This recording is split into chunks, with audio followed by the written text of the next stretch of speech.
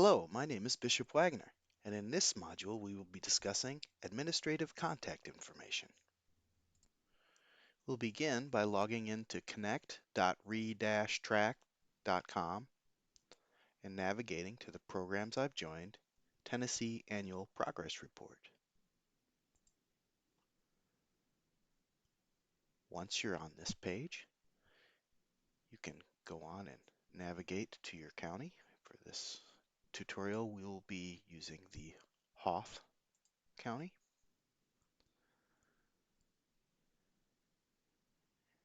And we will open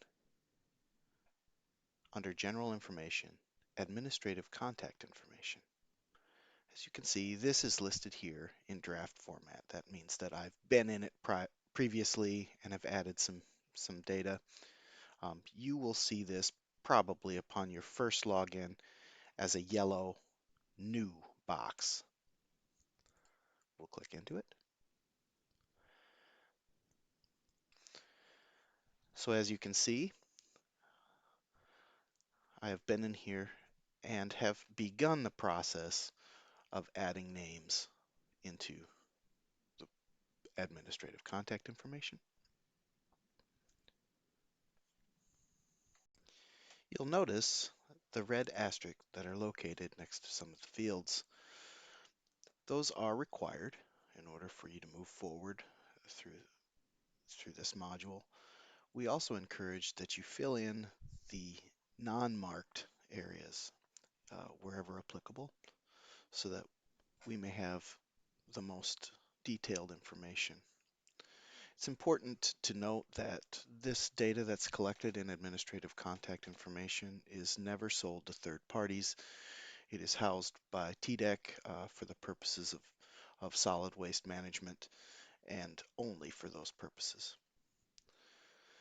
So you begin by placing the report author. The report author is the person who is physically placing this data within these documents.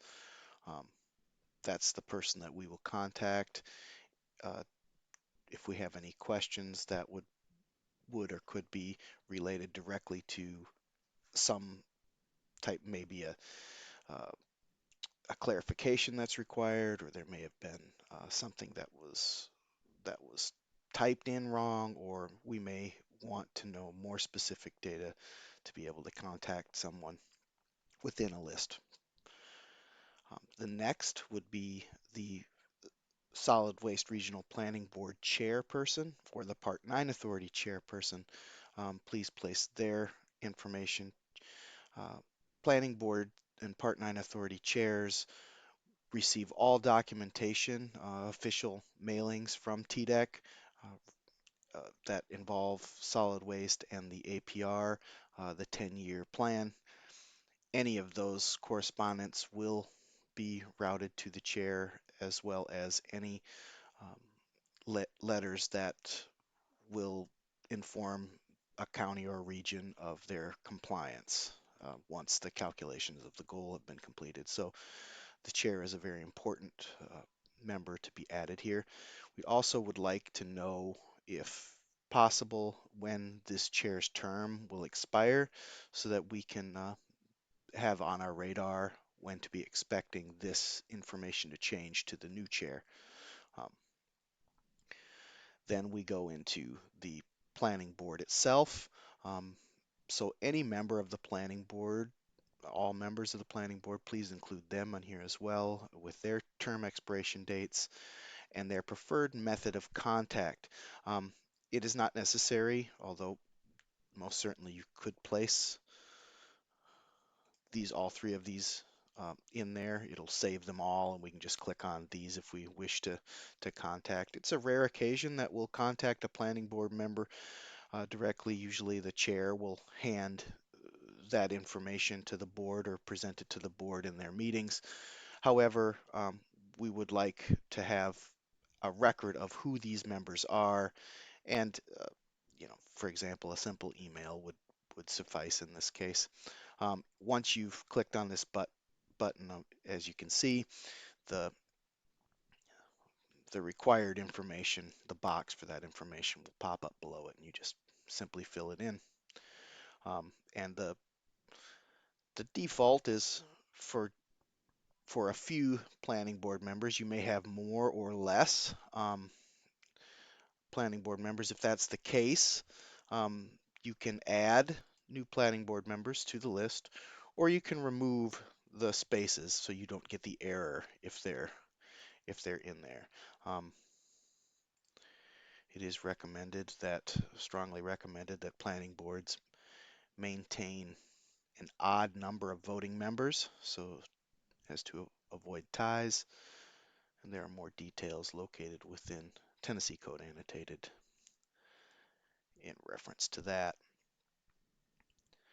Next, we have local government contacts, which always leads off by the primary member, responsible party for each county and region, which is the county mayor or executive. It's listed as local government mayor or executive. That's, for our purposes, that is always going to be the county mayor or executive, not any municipality mayor within the county.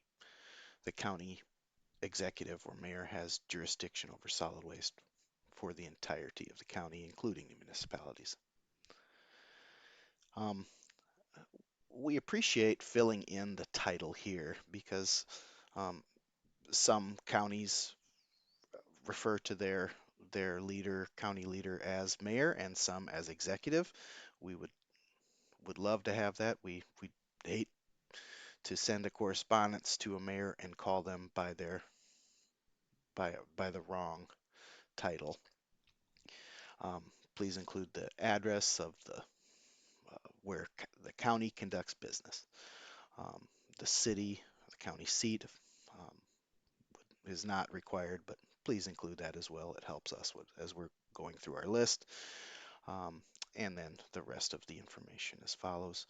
It's not necessary that we have a mobile telephone number um, for the mayor unless that is the only way to contact the mayor or executive, and in that case, please include it there. As you can see, there are no asterisks following these next categories. That's primarily because in some counties there are no positions that are filled for solid waste director or recycling coordinator. In some cases, they're done by either the county executive's office or they're done by um, someone on staff that is not titled um, solid waste director. But if, in fact, the county does have a solid waste director, please include them and all of their contact information. This information becomes vital not only for APR work, but also in communications that solid waste uh, division has with the county in terms of other issues with solid waste. Um, Also, recycling coordinator. If your county has a recycling coordinator, please include the recycling coordinator's information here as well, and as many ways to contact that coordinator. This group, materials management programs, will work closely with these people if they are identified, and that takes a little bit of stress off of communications with the county mayor or executive when we can just talk directly to the recycling coordinator about recycling issues. And below are other key contacts. Perhaps you have a volunteer that's working with you on the report. You have another person that works in county government that maybe is pivotal to uh, providing some of the information, has areas of responsibility that overlap with some of the folks that we mentioned above. Please include them in here as well. And we'll make sure to include them on correspondence, especially if there's some type of information or education that we're sending out to stakeholders. We want to make sure that everyone that is involved in these activities is in the loop and has opportunity. So you've completed and with all of these categories, if you've got more or less, you are able to add or remove these extras if need be. If it's not asterisk area, you won't get a required tab, so it won't cause an error when you go to do the next activity.